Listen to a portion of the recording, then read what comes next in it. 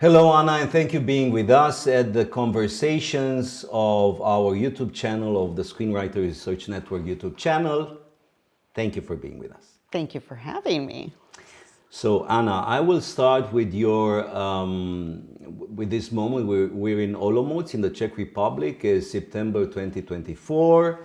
And in the meeting we're going to have today, you'll be announcing that you're stepping out from your position of Secretary of the Executive Council, which we all regret, but we do understand you had a 2-year service. And if you would like to share with us your perspective on these 2 years, what have you done? How did you felt in this position? How did you work with the others? It's been wonderful. Roseanne invited me to consider stepping into that role at the Vienna conference, actually.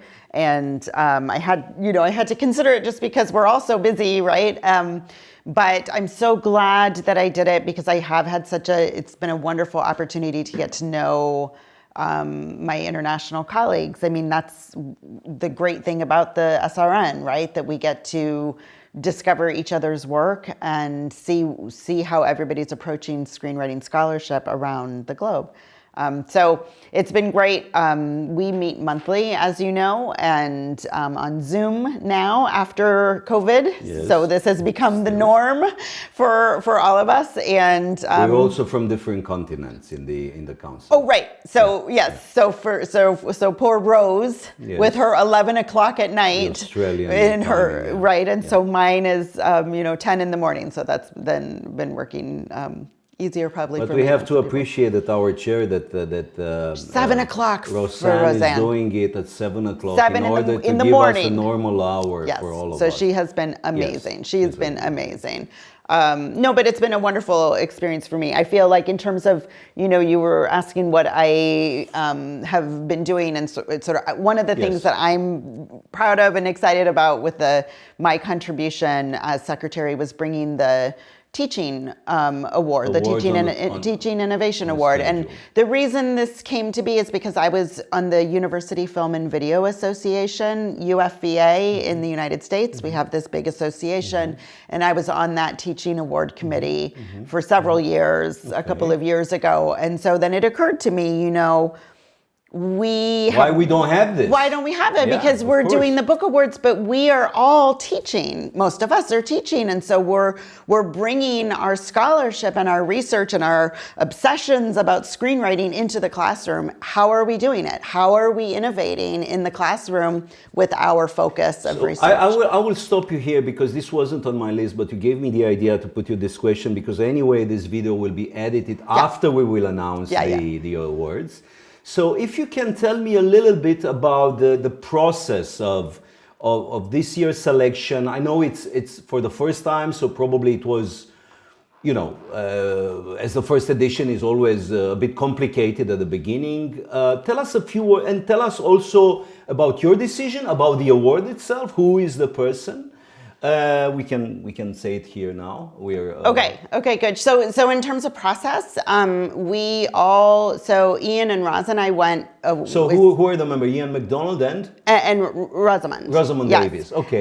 So we all went separately. We read all of the applications, and then we came back and discussed. I'm trying to think of the actual process. We really just sort of came and discussed. So there were personal applications. So there were people who proposed themselves, or there were also some others who proposed from some of their colleagues? Yeah, so very good question. We had one that was nominated by somebody else. Everybody else was self-nominated. So we had 7 applications, 7 nominations, and actually, so sorry, I'm wrong in terms of process. What we did first was come together on Zoom and decide on the process.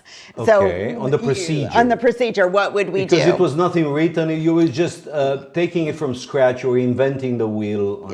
That's exactly right. And so we decided that we would go away, we would read everything, and we would come back with our top 3 and then share that. And so then we did. And what we learned a lot in the process of evaluating the nominations, and we learned where we failed to be more specific. like, for instance, do we have a format for this application? I'm curious. We did have a format. Are they supposed to send a CV, a Yes. book, a letter, or what? We were very specific in terms of the format. Okay. We said A no more than curriculum 15 or 20 pages. I don't remember if it was 15 or 20, but a 3-page CV, 2 or 3 letters of recommendation. Okay. So we were very specific about format, which not everybody followed. As usual, it happens, yes. But we realized that we were not as specific as we could have been about, we were looking for the ways in which we are innovating in our teaching, just making sure that we're really hitting that innovation, because many of us teach, we are innovating in the classroom. We are doing something new and different. So we wanted to make sure we were talking about that. We were making sure that the applicants were talking about that. But also, we realized that we hadn't really articulated that we'd like to see people talk about how they're bringing their own research into the classroom. And it was something that we had thought about, but we didn't. Have you considered to link this to what Romana Turina is doing with the comparative pedagogical online group she's doing? Because in a way they're related. They are related. It's a really good idea. Okay. It's a really good idea for the future. Yeah, okay. It's a really good idea. I'll have to talk to her. And anyway, we have Romana in the executive council. Yeah. As a new member, so we can speak to her about that, and we can link that to the awards. Yeah, absolutely. And she could probably help us promote it as well, so that we get more applicants. I think anytime with awards too, I think all of us feel like, oh, I'm not worthy, and we don't apply, right? Because we'd love to see us get to the place where we're having 25 applicants, And now tell us who the winners are and what was the motivation. Okay, so we have 2 winners. So we've decided that there will be 2 winners every year. So Armando. So we have two winners. We have 2 prizes per year. Yes. 2 prizes per year. Okay. So we have Armando Fumagalli. Armando Fumagalli from Milan, and so he is one, and D. Hughes is the other. And so the motivation behind it, Armando, he has just, when he started his graduate program, it was early 2000s,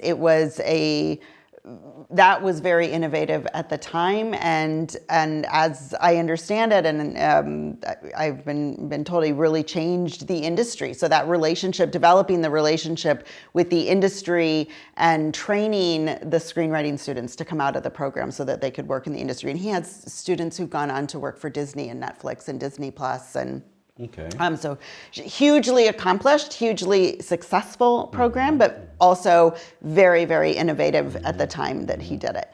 D. Hughes, his teaching practice, oh gosh, I hope I can remember the name of it, but it's a collaborative learning. There's a term for it, and it's a model of collaborative learning that is used very much in science and math and technology. Dee will be also our guest at Conversation, so he'll be able to talk about it. Yes, so but it's a practice, a teaching practice, and learning practice that's used in the sciences, but not in the arts.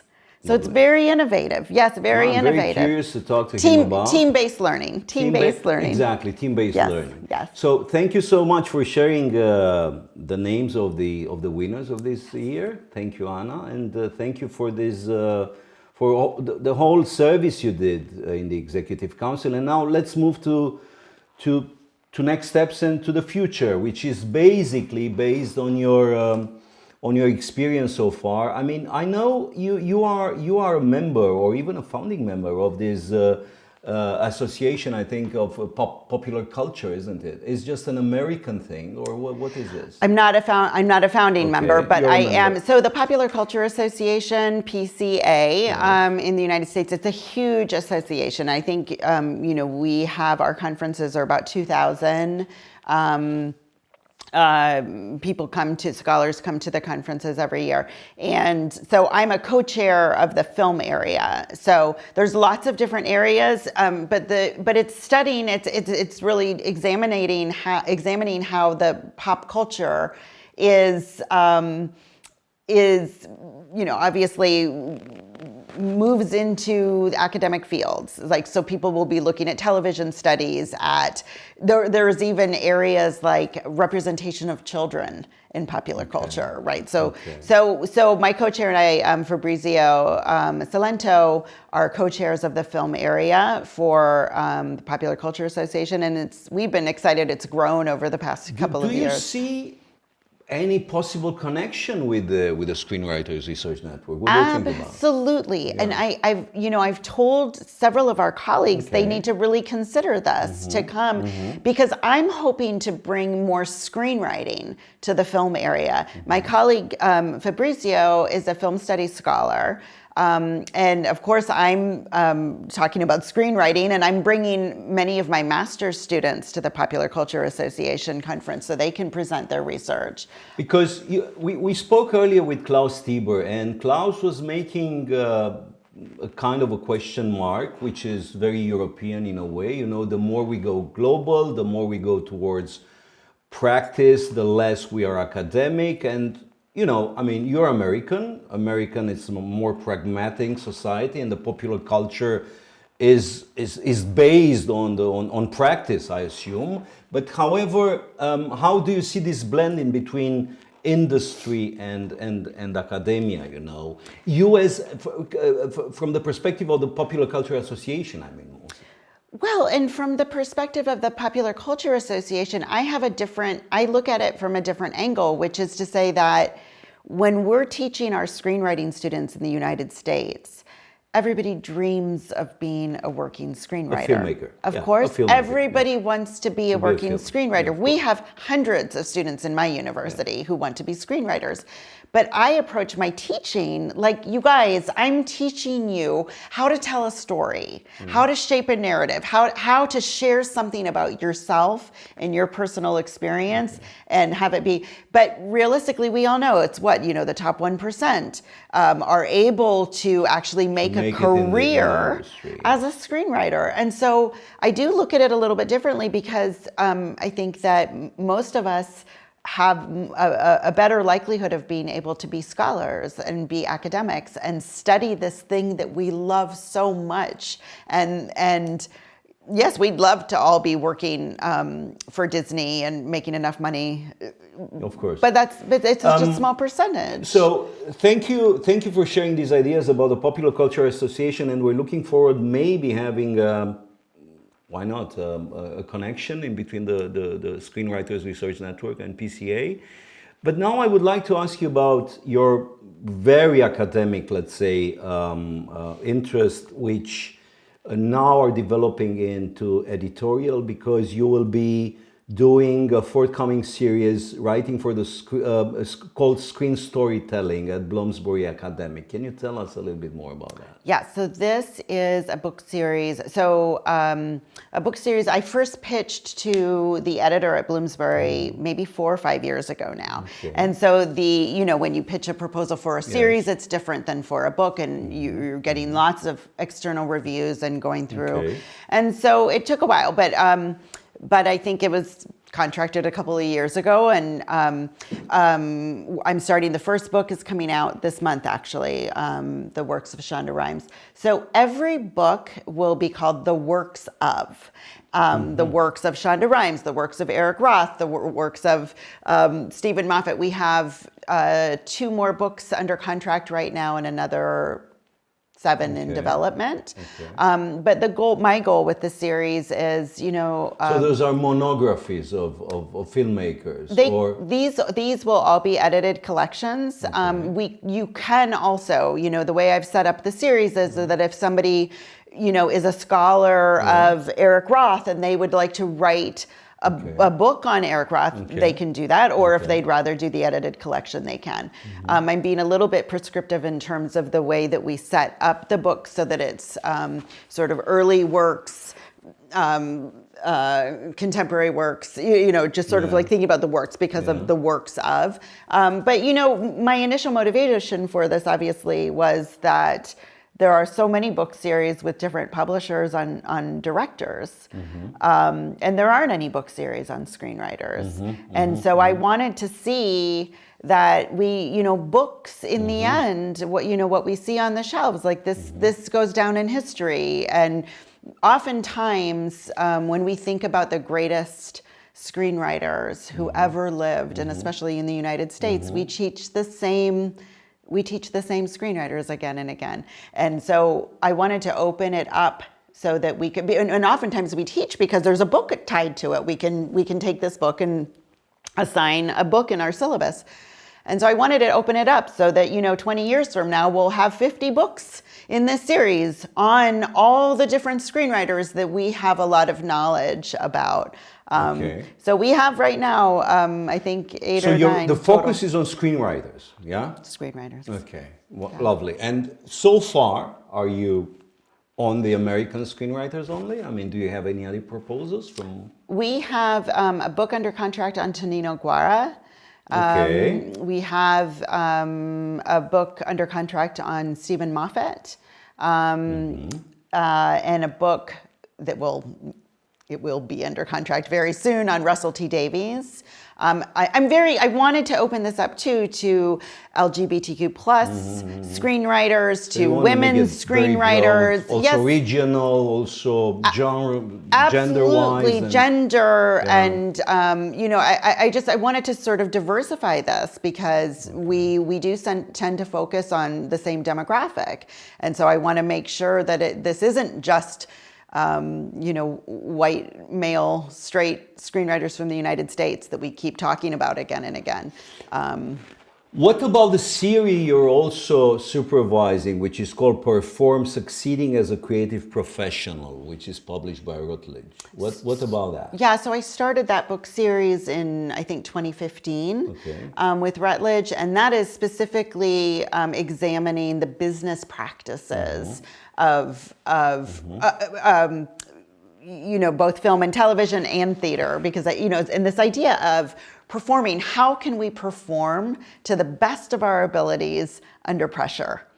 I like to talk about it because I think about it a lot, because I am a very anxious person.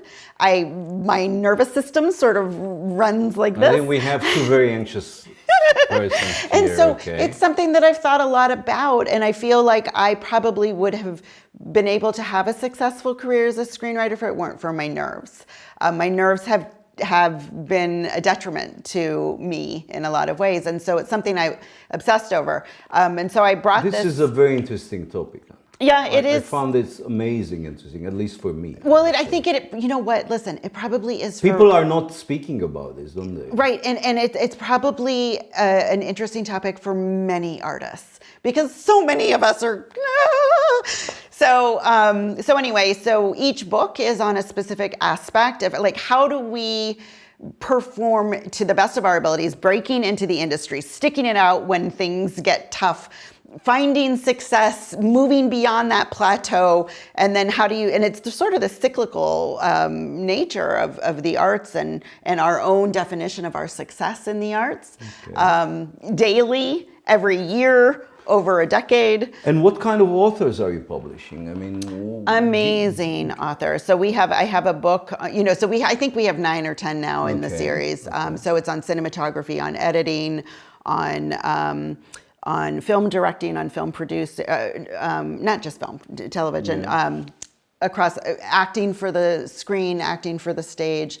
And so the books are half essays, nice. And half interviews. Interesting. And so for the interviews, of course, we're able to get interviews with very successful individuals working at very, very high levels. And then the essays tend to be written by academics, and artists as well. And so they're fascinating. So we have a book actually coming out this month on editing for the screen.